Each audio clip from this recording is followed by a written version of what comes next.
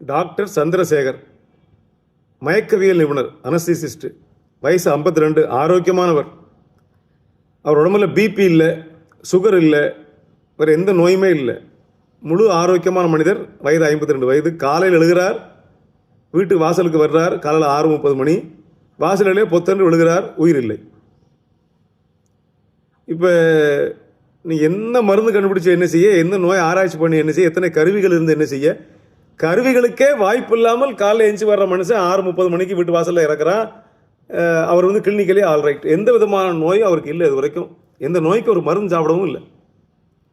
அப்படி என்றால் அது முழுமையாக யோசிக்கிறங்க. நம்ம உயிர் நம்ம கையில் இல்லை.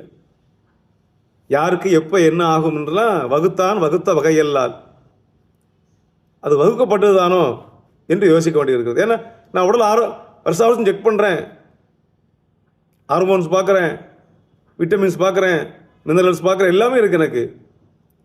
அப்போ நான் செக் பண்ணுறேன், இசிஜி பார்க்குறேன், இஇஜி பார்க்குறேன், நார்மலாக இருக்கிறேன் என்று மட்டும் சொல்ல முடியாது இல்லையா? எந்த நோயும் இல்லை, முழுக்க முழுக்க ஆரோக்கியமான மனிதர் காலையில் வீட்டு வாசலில் இறந்து போகிறார் என்ற செய்தி மிகச்சிறந்த மருத்துவர்னு சொல்கிறாங்க, வருத்தப்படுறாங்க. இது ஏன் சொல்கிறோன்னா, இது எல்லாம் புரிஞ்சுக்கணும். உலகம் அழிந்து போகிற உலகம்.